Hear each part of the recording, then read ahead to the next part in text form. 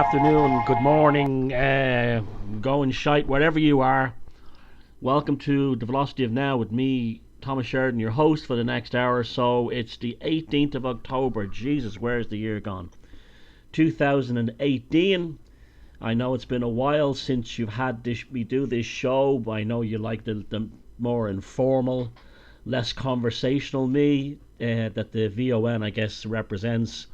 Basically, if you're hanging out in the pub, this is basically, I probably hope people tell me I talk anyway. So it's always nice to be back, and I've had a lot going on since the last one. I've got a new website because my provider shut down my thomassheridanarts.com. Now, I don't think it's because I was a great danger to the Illuminati or anything like that. I just think the IT heads just lost their minds and just panicked. There was only one page on that website, I think, that could even be considered controversial. And that was one I basically diagnosed Hillary Clinton as a psychopath, which is something I don't normally do, but in her case, it's kind of easy. Now, so I got a new website now called www.mossuponstones.com, and that should give you a good clue where my heart is and where my mind is going forward in the future. I just want to get more into the ancient sites and more into the magic and more into the mysteries and the 40 and stuff. That's where my heart has always been anyway, and I've always given you that anyway, but that's a good indication of where I'm going. And of course, streetdruid.net is still up there as well. It's just that thomassheridan.arts.com is gone. And you know what? It was like I was listening to Michael Schenker, who used to be in UFO today in the Scorpions, and he was like, well, that's the universe for you. That's it worked out, the cosmic plan. And he got this kind of Germanic heavy metal philosophy, which was rather funny, but also in his own, God bless him, in his own Teutonic way, was okay. It made a lot of sense. He was talking about when Phil Moog punched him and he's going, I don't feel not to hit me. And Phil hit me and I left the band. And that was the end. That was the end of UFO for me. And I went on. And that's how I feel about thomassheridanarts.com. It's fluttered off into the electromagnetic spectrum. It did its job. I'm not the nostalgic type. I'm not the type who gets overly nostalgic about things. And I'm not no Zen motherfucker either. I'm just kind of like take things in my stride. I guess I'm pretty typically Irish that way.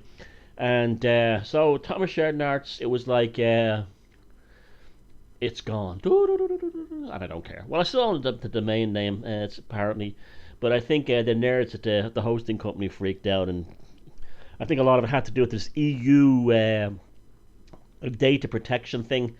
I didn't have those annoying buttons say, do you agree to looking at this website, that nonsense that the EU invented while they're flooding Europe with millions of people who are not culturally the same. Oh, controversy.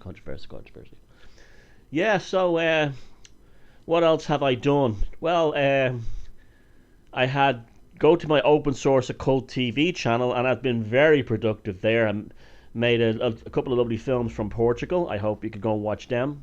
One on Sintra and one on the Cromlech dos Almendres, and one on the Chapel of Bones in Évora. And loads of other things. I went around Ireland, visited a very interesting place down in County Mayo called the Neale, Neale, and discovered there's a pyramid there. And it's on the oldest Ordnance Survey maps, long before the guy who bought the land started building other real follies. There's genuine follies there, like a temple of Athena, and a thing called the Gods of the Neale. It's a really interesting place. And there's loads of megalithic structures around there as well, including, I think, the largest court cairn in Ireland, which is like pretty mad, and it's buried in a field behind some woods. I couldn't even get up to it. It was so rough and tricky to get to. But that's the part of Ireland around Cong in County Mayo where they filmed the Quiet Man. I'm sure you've all, it's like the BBC and everybody shows the Quiet Man around St. Patrick's Day. Quiet Man's actually a very good film. I know it's twee, and I know it's kind of like, old-time Hollywood and stuff like this, and Bigora Irish, but it's still a very well-made film. It's got, like, one of the best fight scenes ever. Yeah, definitely, probably John Wayne's best ever performance. It's got lots of kinky stuff in it as well.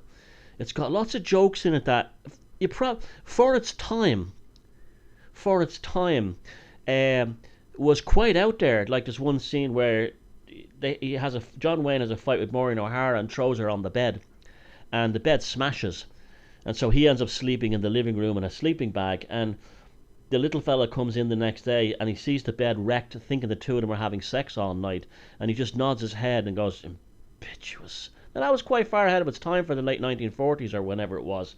And another scene where your man Danaher's going, talking to his priest, and his priest is trying to get him married off to this woman in the neighbourhood, and he says, I don't want to say it, but there's been talk. And he goes, what are you implying? I'm a fine man, am I? And he goes, sure you are, but people are saying, that was implying that he was gay. You know, because he was still a bachelor, and you couldn't get away. That was quite risque, but for the time. The irony is that it was more risque then, in terms of what they could do with the parameters of their sort of social, cultural morality.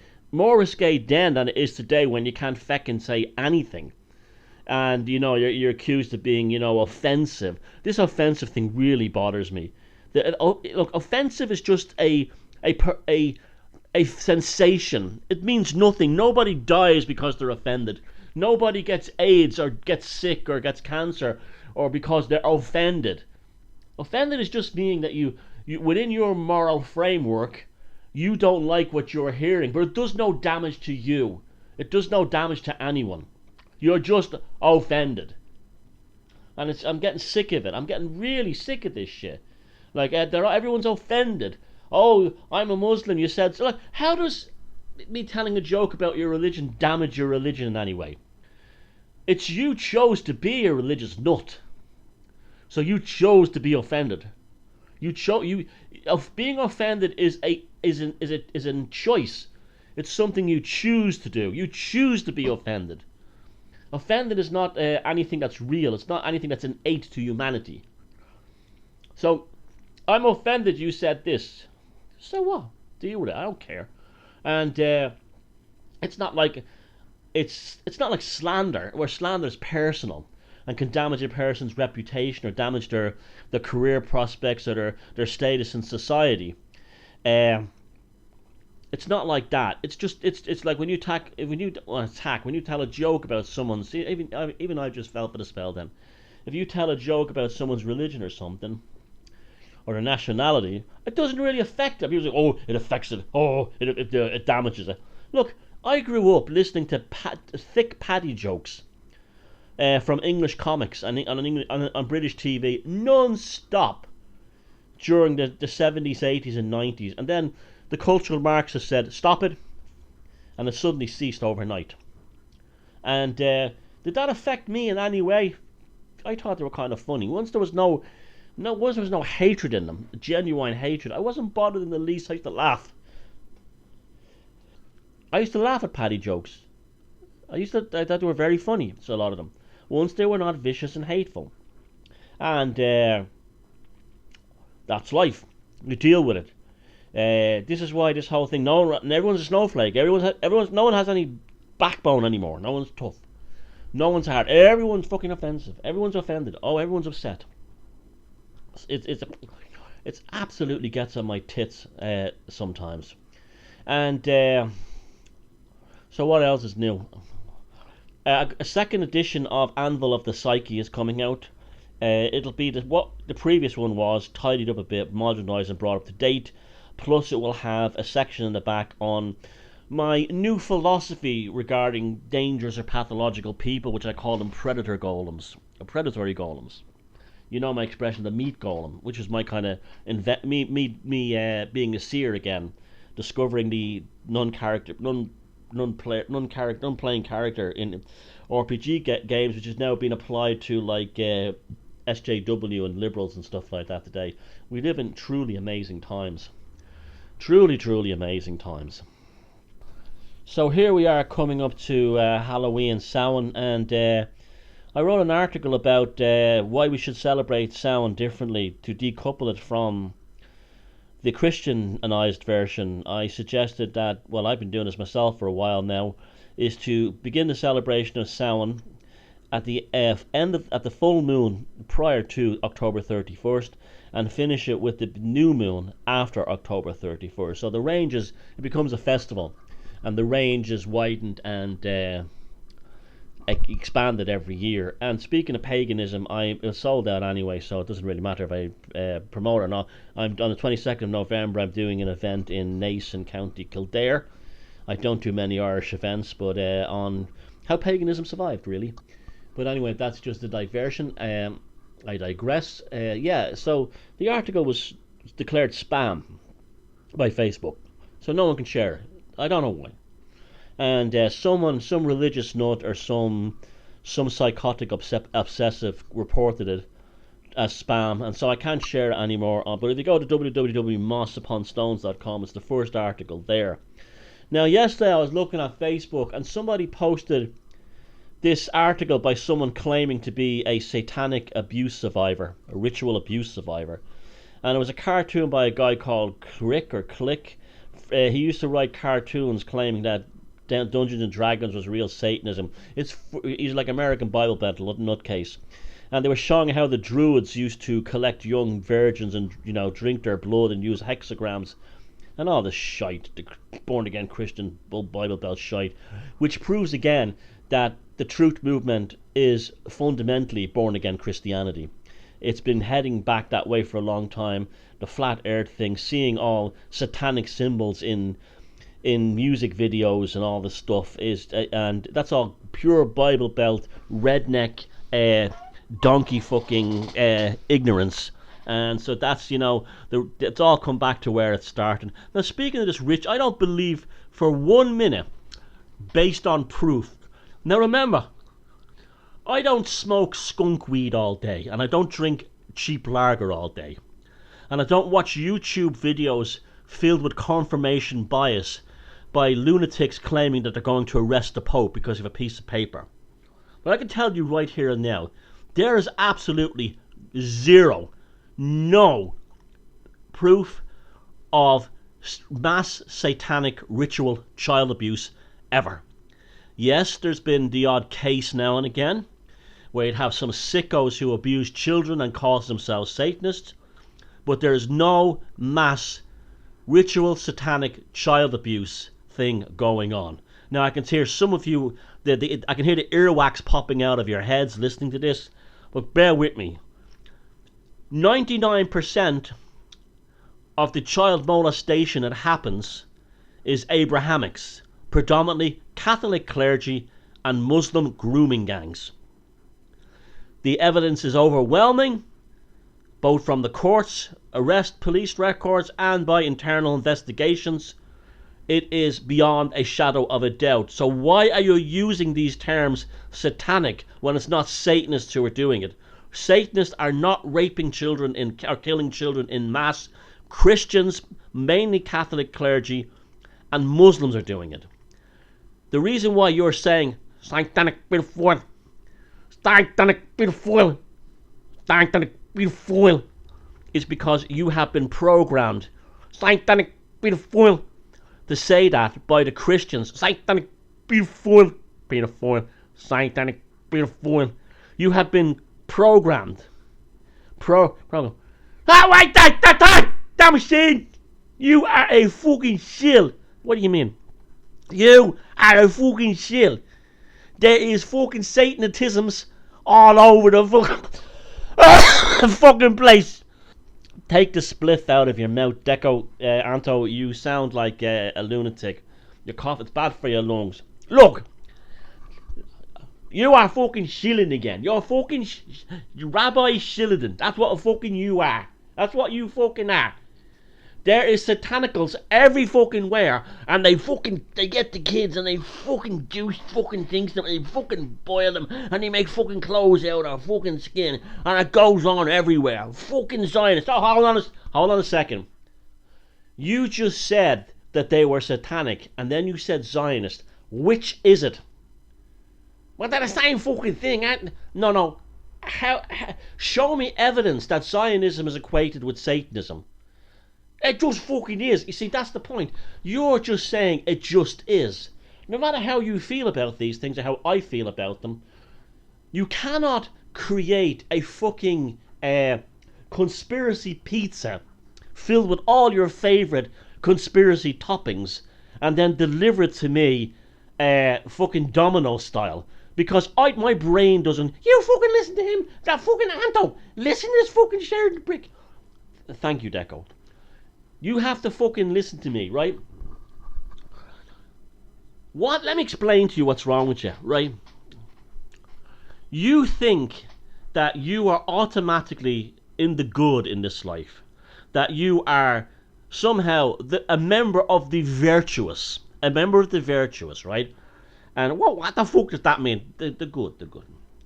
You're a member of the virtuous, and therefore, as a self-appointed member of the virtuous, which comes directly from the abrahamic Christian mind virus, whirling around inside your skunk and reptilian resistance 2012 YouTube channel head, is a belief that as a member of the virtuous and the goodies, you have to seek out the baddies.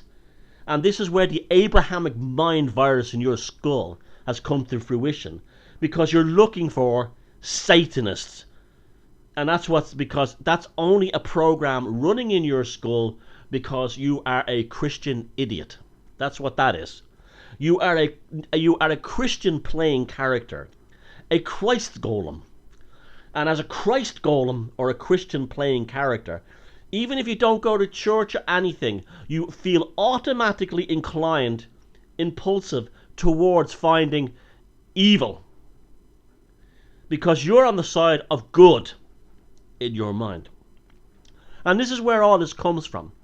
So it gets to a situation where because Anto, it would have been an improvement if your mother had aborted you with a coat hanger. What the fuck are you? You are like most truthers. You are a completely useless human being. You create nothing. You develop nothing. You stand for nothing. All you represent is the pizza topping of things that you think are the evil. The pizza toppings of the evils that you think that you have to fight. That's all you are. And because you're useless and you're a completely useless waste of space, what begins with satanic pedophiles and Zionists and anyone else you don't like, it's then reduced down to people and individuals who don't validate your pizza toppings of enemies. So therefore, if I don't share them with you, I become a shill. Therefore, I'm on the side of the baddies. Yeah, the Abrahamic mind virus always cannot exist without an enemy. And so the only way it can feed itself is through, because remember, ultimately your God, the God of the Bible, is a demon named Jehovah. And demons are insatiable, and that's the most insatiable super demon of them all. And because you're a useless human being, and you're an absolute piece of shit, and that's why you became a truther, and that's why you became a flat earther, and that's why you became obsessed with hating people who never did you any harm, is because, and while also saying all is love and we are all one, is because you are a useless human being. And that's you. Why are you useless human being? Because you create nothing. And if you do try to create anything, it's always based on attacking other people. You're trying to take them down because you cannot get up. And that's why you are flotsam. That's why you are a human waste. Anto Gorman, you are less than an abortion if your mother had taken you out with a coat hanger. Yeah, well, fucking... Yeah. Let that sink in there, son. Let that float into your cognition. And then realize that you serve no purpose. Now, if Michael Schnanker was here, I would say, wow, but that Deco, he forms a part of the problem because he's here on a cosmic level. He said that's what he would say. So yeah, you're a Christian playing character, and you're a Christ golem. That's what you are. So you are part of the system, but you, in terms of actually producing something, all you do is make people like me and others who see you for what you are better and stronger and more powerful. And isn't that the fucking turn up for the books, isn't it? Isn't that a turn up for the books, Anto?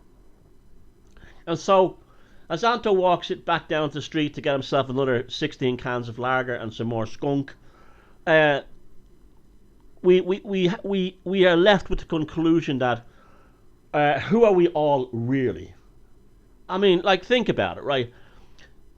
This nun playing character thing, this meat golem thing that's come up in the last week, it shouldn't only be a cause for pointing the fingers at others that you deem to be inferior, but you should also start looking at yourself as well. What is my character? What do I represent?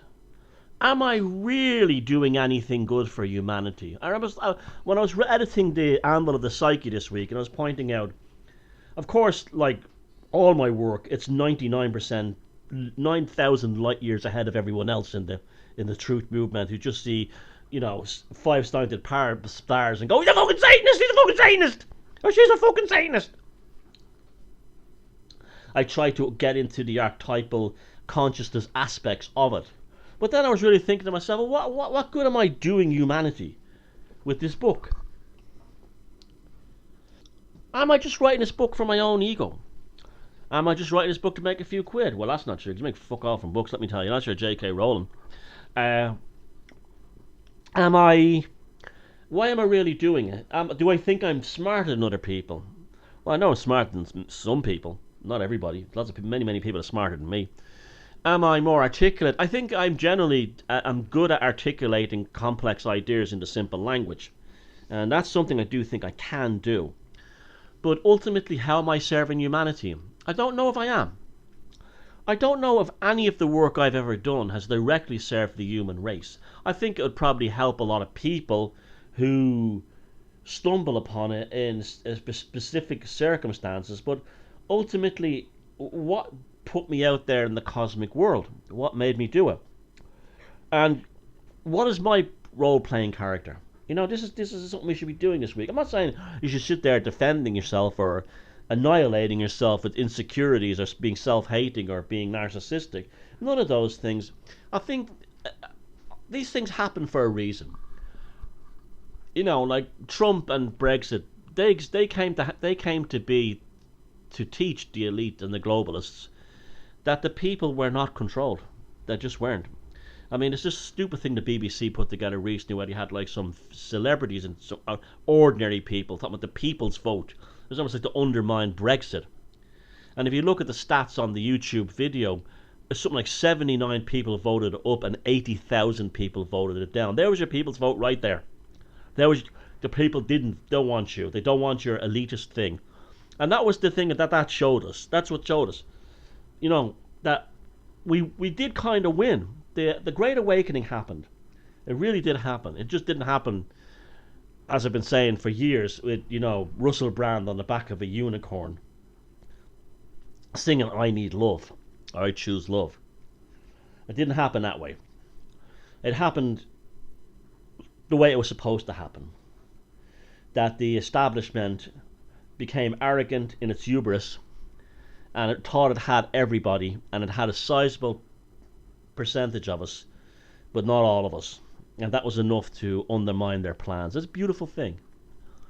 It's a beautiful, beautiful thing, but that doesn't mean they won't come back. And then I said, well, that's why I'm writing this book, the second version of Anvil of the Psyche.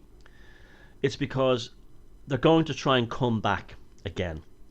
They're going to try and come after us again in a new angle, because the lords of perception, the merchants of nonsense, the psychopathic control grid with their trash magic will always try to keep coming back from a different angle. And that's why I've written a second version of Anvil of the Psyche. And so then I said to myself, okay, I don't feel so bad now. The book is useful. It will help people from falling into bullshit. Like the first one I think did is help as well. But making you understand that they know you better than you know yourself. They have studied you like a lab rat because to them, you are a lab rat. They studied you like a lab rat because that's what you are to them. And so this is a way of not being a lab rat. And I think I've done it in my life. And I think I'm good at helping other people escape that as well. Escaping the lab rat thing. There'll also be some stuff on Jimmy Savile and a few other things in the book. And so it'll be if nothing else, it'll be an interesting read, like I hope all my books are. Now, that's coming out. I've also got a calendar. My art calendar for 2019 is coming out soon. Yes, I'm a sellout. Yes, I sell products. I don't care. I'm not a communist. I'm not a socialist. I'm a capitalist, an anarcho-capitalist, and I produce things from my own mind and my own talents, and I sell them. And I'm absolutely will make no apology for that, because that is a beautiful, beautiful thing. And the ones who can't do it are the ones who are most offended by it. Now, this this year flew by so quickly. Yes, I know as you get older the years fly by. It's almost like that weird kind of effect. But there was something different about this year, and some years do seem to fly by faster than others. Now we know that the clock speed in our brains is it's not the same for everyone, and it's arbitrary. It's sort of like locks yourself into this version of 5 sense reality. And so, everyone's experiences time differently. And I think this year it flew, and I don't really know why. But I do believe that something on a cosmic level is happening. I really do believe this. Now, you know me, I'm not Mr. You know, an event is coming. Hi, my name is Star Shadow Unicorn Flower, and I am a member of the Ascended Masters of Yurt Rapists.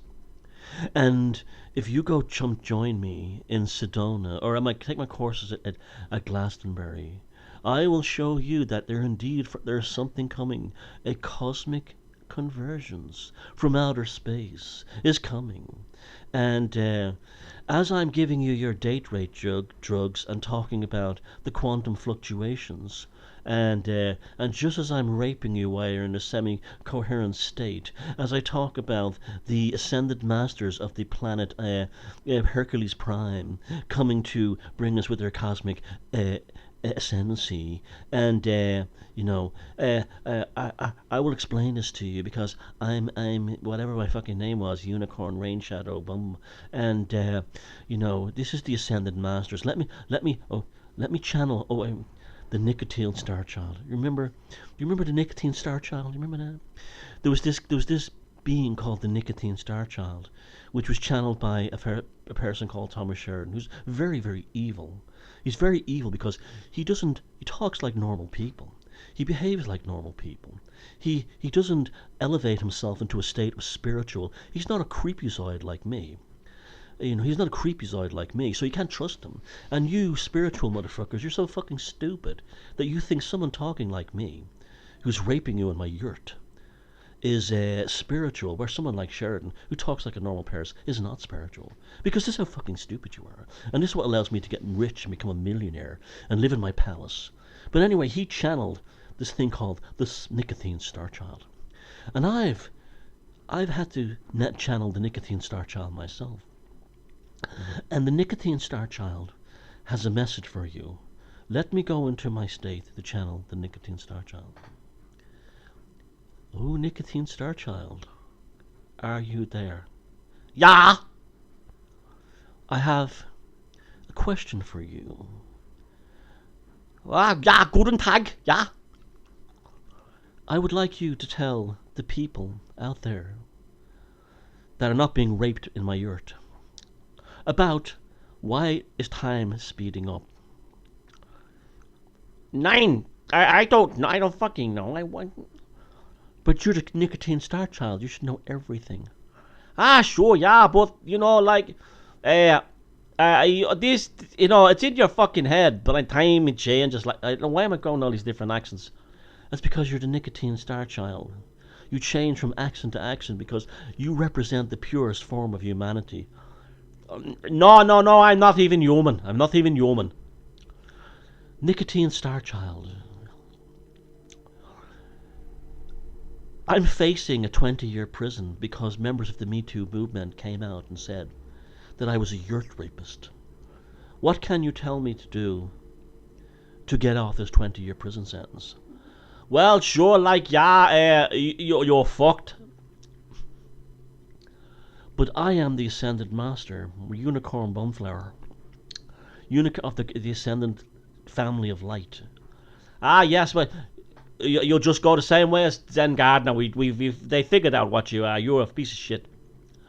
But I have people who hold on to my words. No, no, no, no. You're a prick. You're a prick. But I'm wearing a white shawl. I have a dream catcher on above my yurt. I am spiritual. I am spiritual. Mr. Sheridan, how do you feel about this?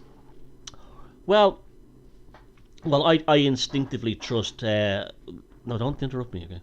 I instinctively distrust people who have a self-conscious image of spirituality.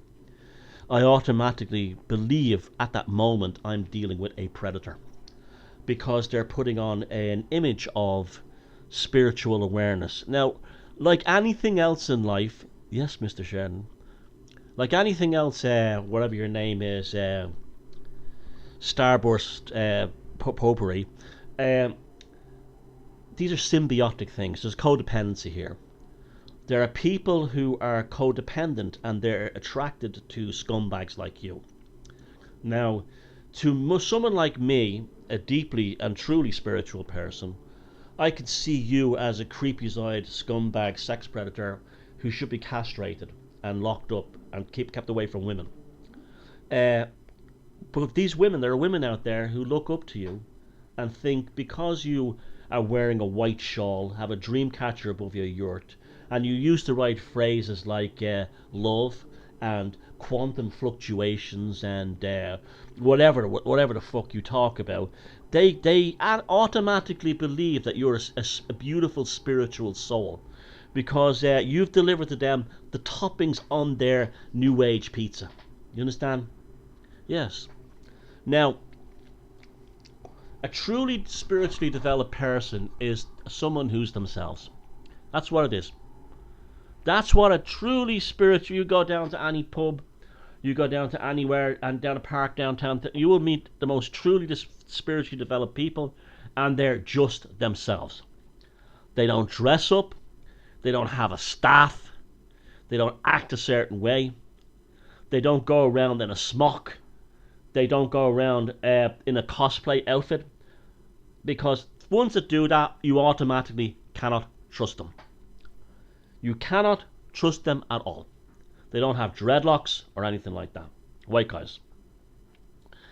And the codependency kicks in is when these saggy-titted New Age women with their nipples on their kneecaps, they see the likes of you,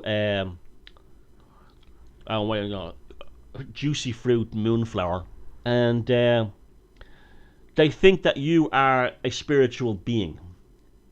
And then what happens is you date rape drug them, you take their money, you abuse them, you have lots of other women, and then they come away from that saying, well, he abused me. But the thing was that she willingly entered into the yurt too. Now I know there's naive people, now no one deserves to be raped, of course, or be date rape drugged by people like you in the New Age movement. But, you know, this is how the likes of you, you know, Mars Bar station wagon, are. This is how you are. And this is what we're dealing with. Now, we're dealing with stereotypes everywhere. And this is why, I guess the theme of tonight's Philosophy of Now is non-role-playing characters.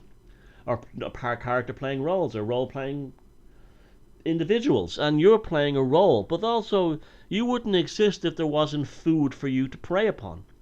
And there's food for you to prey upon. Now, let me talk to you. You mentioned somebody there. I think it was Anto or the Nicotine Star Child. No, it was me. I mentioned that. Zen Gardner. Yeah, it was me. Yeah, it's Nicotine Star Child. Mentioned Zen Gardner. Let me tell you about Zen Gardner. About 3 years ago, or 4 years ago, he was at one of the AV events. And it was spoken about by people there, these women, and some of these women I quite like and I'm friends with, as if he was some great philosopher. All he really did was spout off hallmark stuff, but he seemed pretty harmless enough. It didn't bother me. I don't care what anyone's into. And he seemed like a nice enough fella and everything. And then I noticed there was a particular trend on his website. Whatever became popular at that moment went to the front page of his website.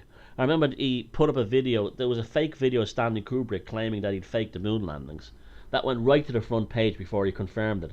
And then I realised he was just doing conspiracy a go-go. Anything he thought that could get him an audience, he jumped on it, including the flat earth. I walked out of one of his talks because he started talking about the flat earth. And he never did anything personal to me, but when it came out that he was been 38 years in the Children of God, which is a cult that has an appalling history, shows how, and he came out, he probably would have been okay if he said, I was in this group and I'm sorry now and I'm out of it. He probably would have survived it, but he hid it. He hid it. And this group has been accused of some appalling things, and he was 38 years there. So overnight he was wiped out as basically the Zen gardener person. Now, just, part of me does feel sorry for him. I'd have to say that, because ultimately he didn't do anything to me. And if he did anything in that cult for 38 years, remember they're a Christian cult. So again, Christianity is evil. I mean, I remember even trying to tell him that to his face. And Christianity is evil. And it will make you do evil things. And whether he did evil things, we don't know. We just don't know. We can speculate that over a 38-year time frame, it's probable or possible. But that's not the same thing as guilt. See, I try to be fair about these things. I don't try to, if I see someone with a Jewish name, I don't automatically assume that they're putting a bullet in a Palestinian's head. Well, like most of you monkeys out there do. I always give and vice versa. If I see a Muslim, I don't assume that they're a jihadist. I give the people the benefit of the doubt. And but there was a lesson learned there that the New Age spiritual thing and the whole spiritual thing is pretty disgusting. Now, why is it disgusting? Well, it's disgusting because of Christianity, because ultimately the New Age thing is a form of Christianity, just like the truth music. This is why I'm so anti-Christian. You can explore the most profound and the most beautiful and the most mystical spiritual paths in a pair of Doc Martens and a leather jacket, in a pair of workmen's overalls, in a nurse's outfit, in a military outfit. You can explore all these things. Now, you can explore all these things into levels that none of these people, like this New Age fruitcake here beside me, Chrysler Sose, next to me, are saying. It's because you want stereotypes, you want role-playing characters, you want these kinds of things, and you won't get them. It's just like Trump. You got the Great Awakening, but you didn't get the second coming of Christ. You got this guy who's Trump.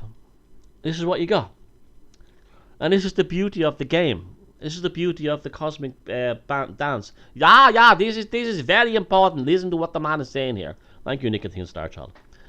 And it's about sincerity.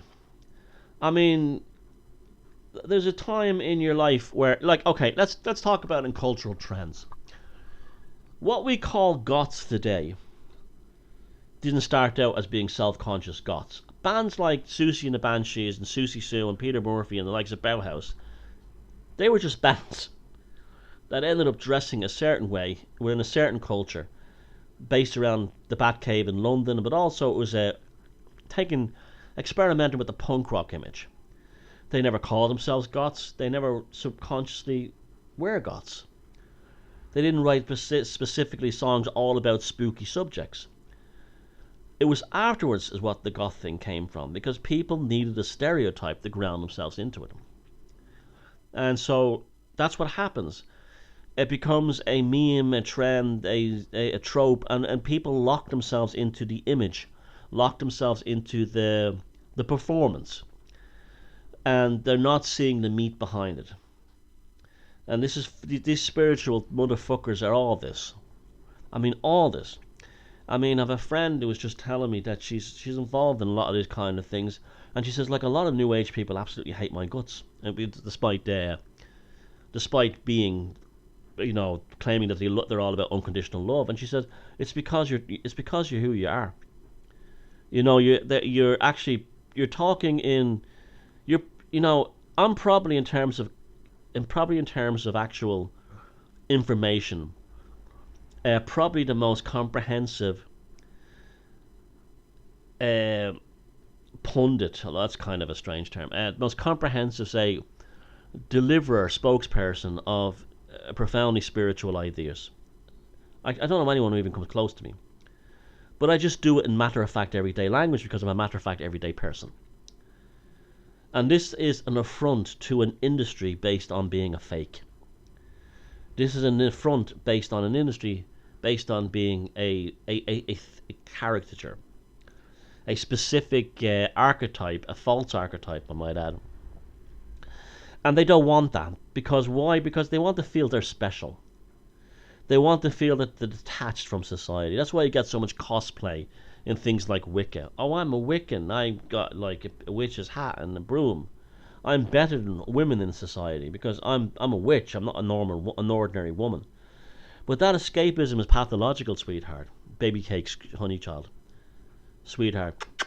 That whole thing of you being a feminist Wiccan. That's just escapism based on chauvinism and a sense of exclusiveness that you want to feel in yourself that you're superior to other women. Isn't that right, honey flowers? And they don't like it. They don't like being reminded of what they are.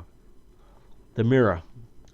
The mirror is the judgment is the mirror. To get back to Peter Murphy, great song with Dallas Carter. He made it, the late Mick Karn. The judgment is the mirror. And the mirror, human beings will go to absolutely phenomenal lengths to not look in the mirror. And I'm talking about the internal mirror, the scrying mirror of the consciousness, because truths hurt. And the reason why truths hurt is because we're offended by who we might not be. We're back to offended again. And this is deliberately encouraged in us. This is deliberately placed into our being. This is to make us automatons. Like a lot of people say to me, why don't you fight back to those people who attack you online? Well, there's two reasons for it. One, I don't care.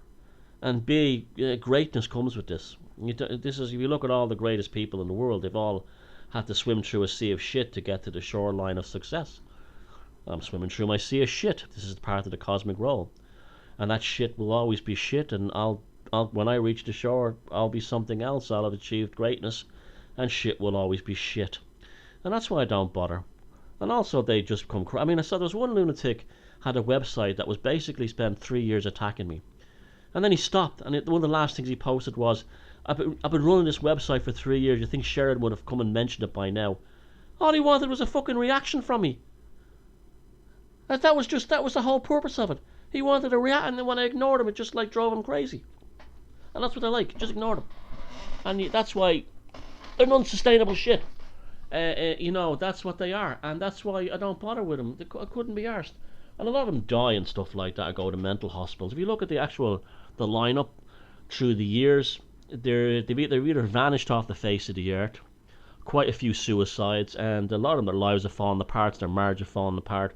One fantastically famous one where a guy was dragged off practically live on the radio to a psychiatric hospital after a couple of weeks after he had a go at me.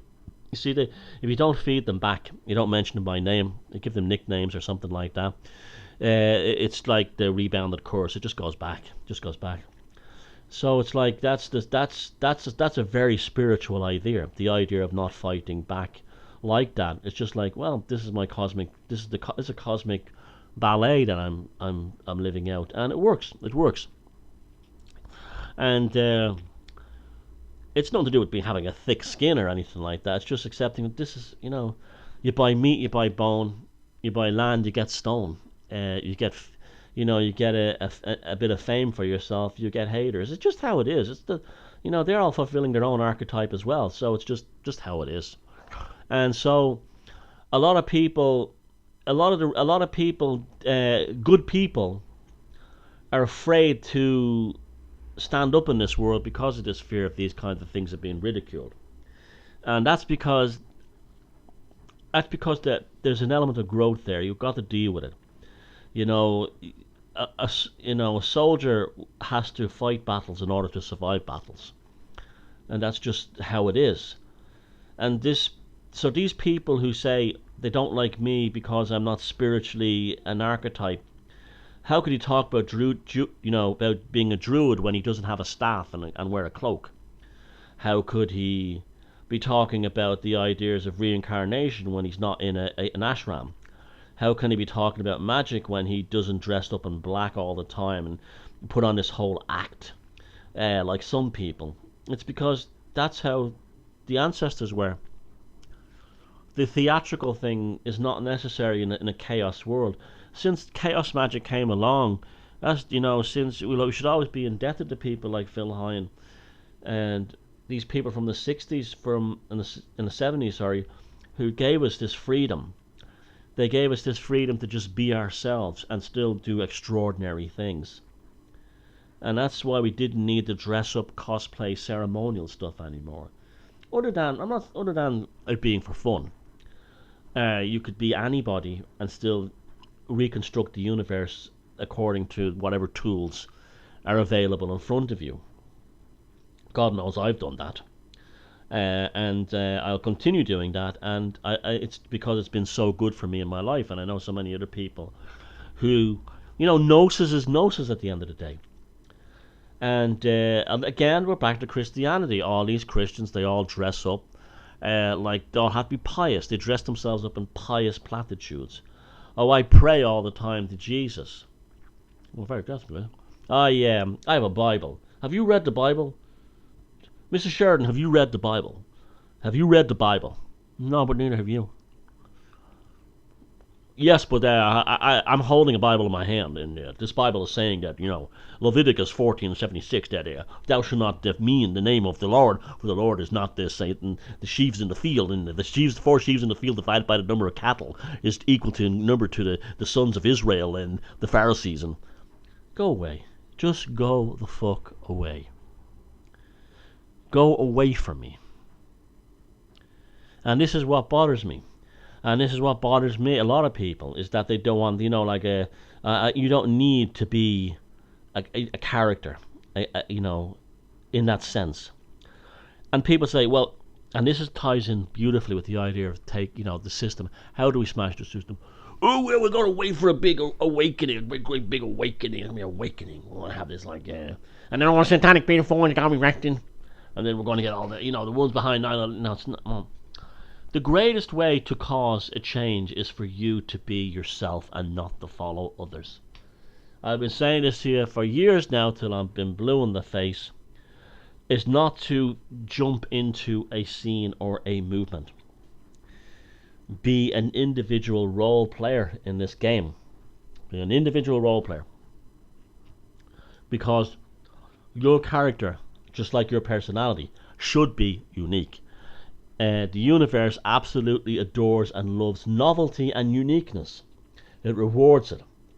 That's why an oddball like me, has thousands and thousands of followers all over the world. Is because I offer something different. I'm unique. I'm novelty, and it helps me create art. It creates me films. It's opened tremendous doors for me, give me all kinds of opportunities in life, which wouldn't have been open to me if I had been crushed by the social upbringing of my background and ended up working in a factory or working in a shop or something like that, or working on, I don't know what kind of bullshit. I'm not putting down these jobs, nothing wrong with it. I'm just saying what they would have expected from me. And it would have crushed me into oblivion until, I died, and that was my life. But the universe is prodding all of us to be unique. Now, that's why these cosplay types, whether they be in the New Age or whether they be in, pagan circles, like this is Sturu bullshit. I saw Vikings. Yes, I got a Vikings box set. I'm now a heathen. I'm a heathen. Where's my book of hedonism? Where's my church of heathen? I've broken from Christianity. Where's my heathen minister? I've broken from Christianity. Ha, ha, ha, ha, ha. This kind of thing. And they're not breaking the mind programming. You don't jump. You see, this is why though they were Jehovah's Witnesses last year, they were Druids the year before that, they were Seventh-day Adventists the year before that, they were Baha'is the year before that, they were Hare Krishnas the years before that. Jump, jump, jump, jump, jump into everything except themselves. Find something, give me something. You don't get that so much these days compared to in the past. Because I think even the most stupid people have realised these days that there's nothing in it, most of that stuff. But this is the whole thing, jump, jump, jump, and I see that in the conspiracy world as well. It's flat earth, no trees, no planes. Australia doesn't exist, this kind of thing. It's just anything to stop them being themselves. That's ultimately what it comes down to. Like I've always said about the flat earth is motivated by people who have been failed on this earth. Life has been disappointing for them on a round earth, and psychologically by re-altering the earth into a flat shape, they won't be so disappointed with their lives. So that's how much people will go. That's the lengths that people will go to avoid working on themselves. They'll actually go as fucking far. As saying the earth is flat rather than work on themselves. They'll actually go as far as saying that the world is run by satanic pedophile gangs rather than work upon themselves. Sit down and think about it and realize it's actually the abrahamics who are doing it all. They just don't want to do that. It's the same thing with the aliens. The aliens are coming because these are space Christs, salvation. Everybody wants salvation. This is why until I move to my next life, I will be telling you all to the very end, this Abrahamic mind virus has made you want salvation. This is why you get involved in crusades. This is why you get involved in everything from witch hunts to things like Occupy. They know this. They're playing with your head. They're playing with your mind because they know you better than you will never know yourself. Much better. In most cases. You don't need utopia. This is a thing. This is another one. Utopia is of absolutely no use to you. Just think about that and sit there. Suppose tomorrow a world of peace and love and harmony came along. What are you going to do? Well, I'm going to be still raping women in my yurt. No, not you. Bushcraft lawnmower. I'm talking about normal people. Well, I'm going to sit around all day, and we're going to eat fruit and smoke spliffs and watch all the Netflix and then we're going to get fucking bored and then we're going to fucking kill ourselves. Yeah, that's what's going to happen. You need grits to the mill. You need shadow and light. You need them both, my friends.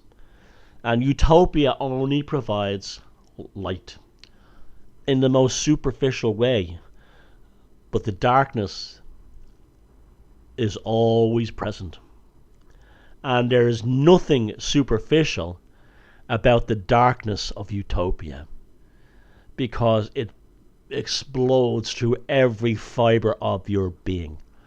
Because when you think you found paradise, the demons in the abyss will remind you through your boredom, through your lethargy, through your lack of creativity, that utopia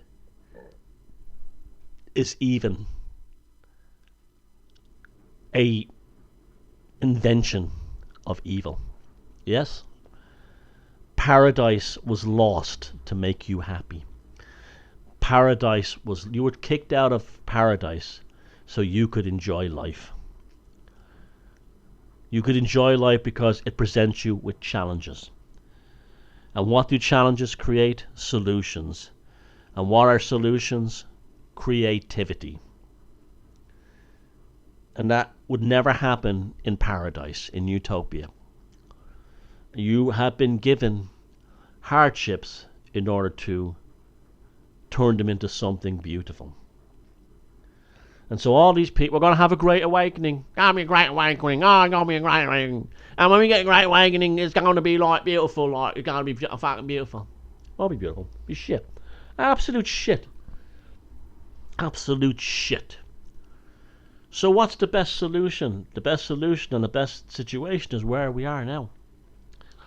Because we are sitting here in turmoil. You see, the people don't understand that chaos is a generative force. What is water flowing through a turbine generating electricity? Chaos. What is wind blowing through a windmill? It's chaos. But look what it produces. It produces energy. Without chaos, you don't produce energy. Nothing. You have stagnation and you have entropy. And this is why, I think it's the Chinese have something like, if they want to curse you, they say, may you have a comfortable life. I think that's what they say. If a Chinese person wants to curse you or hex you, they say, I hope you have a comfortable life. Because they know that a comfortable life is hell on earth. That's why all these billionaires all go insane. That's why they're all perverts, and they try to organize these utopian psychopaths. They try to organize the world and run it in. They try to repair humanity. And there's nothing wrong with us. It's them that's broken. Because they've achieved everything they've ever wanted. They found paradise, and guess what? What they found in there is they're nothing. They found out that they are nothing. May you live in interesting times, as they say. And if we don't live in interesting times now, look what's happening to the ones who are resisting it. These people who sit on Twitter all day waiting for Trump to make a tweet so they can become offended and terrorized. Can't get on with their lives. No. They have to wait. Did you see what he said? Did you see what he fucking said today? Those people are insane. Maniacs. The rest of us who are just floating in the chaos, enjoying it for what it is. I cannot believe that I've lived long enough to see the world we are in right now. To see a guy in the White House who's just like me, he doesn't give a shit, and he's the worst nightmare for the globalists, because globalization is a piece of theatre and a ballet. And people are going, and you can say things like he hasn't done this or he hasn't done that, but so what? I haven't done this and you haven't done that. Loads of things you haven't done. But there's loads of things in your life you could do, I bet you haven't done.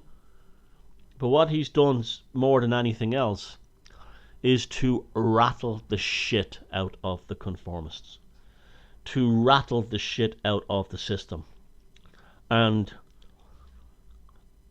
I don't care who he is. I don't care what political party he comes from.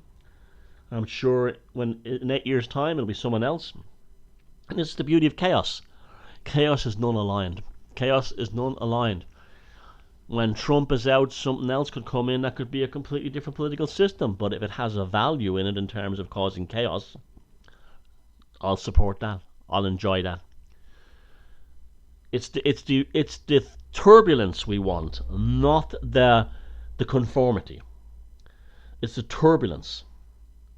This is why so many people are never happy in a perfect relationship. They're happier in a relationship that has ups and downs, which is supposed to be. If you're in a relationship where everything is happy, that's just constant all the time. That's just as mentally as ill as being in a relationship where everything is horrible all the time. Something not right there. It has to up and down, fluctuation, to and fro. The analog wave cycles. That's how it has to be. And you look at the people who are tormented by the present world. They are the dead.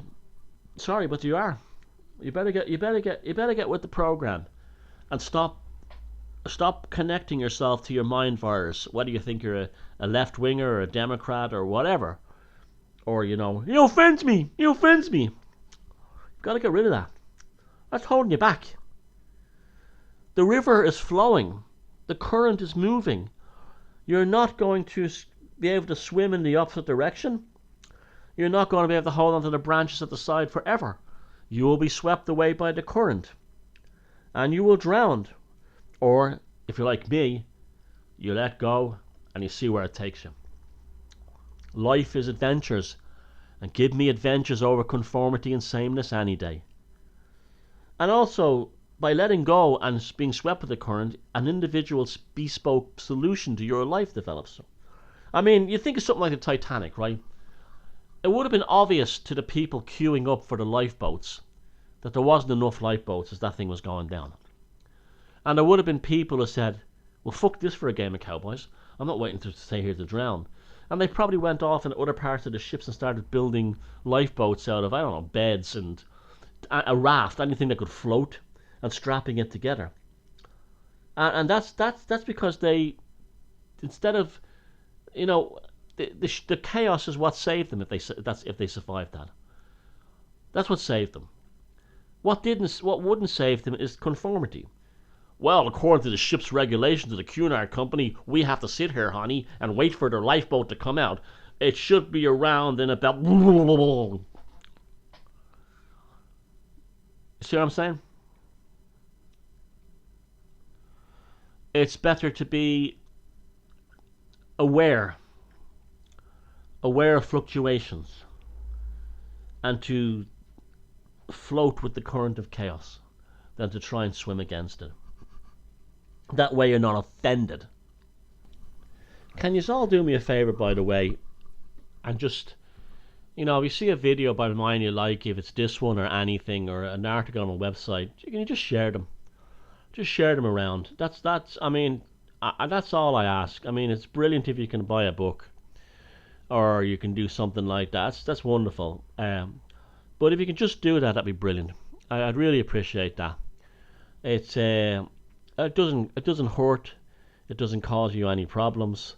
It's the easiest thing to do to help me is just share a video that I've made, or share a website article I've written. And that's all I want from you. If you can do more on top of that, like buy books or come and see me do talks, that's even better. That's wonderful. I'm eternally grateful to all the people who support me. I have the best audience out there. But I mean, I'm not being a snob, but if I'm doing an event where there's like other speakers, I can tell my people, my supporters club a mile away, they're different. They're different. They're people who are just ordinary people in society who've had a kind of a consciousness waking, but they're not they're not in a state of terror and fits of trauma over it, or think they got to wake everyone up. I'm really, really, and really proud of the people who stood by me over the years. I'm just, especially when I see the diversity of them. You have all these liberals going on about diversity. My God, I've got the most diverse audience in the world.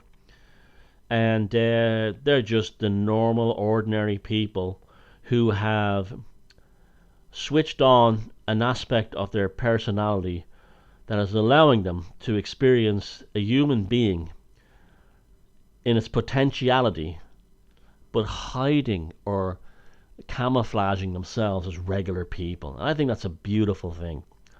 They're enjoying life, and they're experiencing the world. And I'll always be grateful for I do events and stuff, and when I meet the people that come to see me, it's just amazing. It's like they're just the greatest quality of people, and I'll always be grateful to them for that. Because I think ultimately a soul tribe always develops. What you put out is the soul tribe that you will gather. And even though the people may not be like me as a personality and have different things, I will have said something or related to them in such a way they say, you know what? That's where I am. That's how I feel about it. And that's how a soul tribe develops. And I think I'm extremely blessed to have a very special soul tribe of equals. I don't see myself as the leader or anything like that. You can have a pint with me, tell a joke with me, arm wrestle me, play music with me, do anything with me within bounds. You're not going to get me into your... I'd like to get you into a yurt. No, you're not going to be yurt. And there's a great freedom in that. So that's another Velocity of Now. And stay tuned. I've got some interesting films coming up on Open Source Occult TV. Although this video will be on Thomas Sheridan Arts on YouTube. That's where Thomas Sheridan Arts kind of still exists now on YouTube. And my website is www.mossuponstones. You know, do what you can to share the articles and the videos, and leave comments. Be constructive. Enjoy life. Let go of the reeds and the rushes at the side of the bank.